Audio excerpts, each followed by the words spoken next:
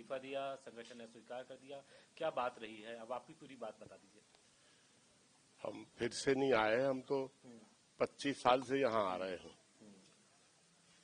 और एक तरह से यह हमारा दूसरा घर है।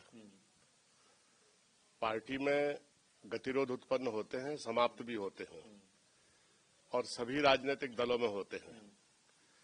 प्रबंध समिति की बैठक में मैंने अपने भाषण में ये कहा था कि नए लोगों के लिए पुराने लोगों को स्थान खाली करना चाहिए और उसी का हवाला देकर मैंने इस्तीफा दिया। और इसी बीच में कुछ ऐसे गतिरोध उत्पन्न हुए कि उन सबको मेरे इस्तीफे से जोड़ दिया गया और चूंकि वो गतिरोध पार्टी को नुकसान पहुंचा रहे थे तो इस्तीफे के बाद प्रदेश कांग्रेस कमेटी के अध्यक्ष जीतू पटवारी जी बड़ी सरलतापूर्वक, उदारतापूर्वक आए और उन्होंने कहा कि पार्टी को नुकसान हो रहा है और नए और पुराने पीढ़ी का तालमेल जरूरी है।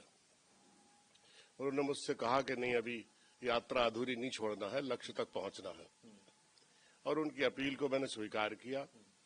और इसलिए भी क्योंकि आज जो कांग्रेस पार्टी का मध्य प्रदेश में नेतृत्व है ये बहुत सशक्त नेतृत्व है और ऐसी कठिन परिस्थितियों में जीतू पटवारी के अलावा पार्टी के पास कोई विकल्प नहीं है। सड़क की राजनीति, संघर्ष की राजनीति, आंदोलन की राजनीति, किसान की राजनीति, नौजवान की राजनीति, प्रदेश की सुरक्षा के सवाल और प्रदेश की आधारभूत ढांचा और संरचना के सवाल, सबके उत्तर जीतू पटवारी जी के पास है और किसी भी कीमत पर हम उनके नेतृत्व को कमजोर नहीं होने देना चाहते, क्योंकि व्यक्ति से बड़ा विचार होता है और विचार में राजनीतिक प्रतिबद्धता उसका आधार है और संगठन शक्ति की बुनियाद है। इन तमाम चीजों को देखते हुए मैंने अपना इस्तीफा वापस लिया और मुझे इस बात का दुख है कि मेरे इस्तीफे के कारण हमारे नेताओं को असहज होना पड़ा और उन्हें दुख हुआ। तो मैंने अपना इस्तीफा वापस लिया और फिर से हम जीतू पटवारी के नेतृत्व को मजबूत करते हुए इस राज्य में विपक्ष की भूमिका के लिए तैयार है।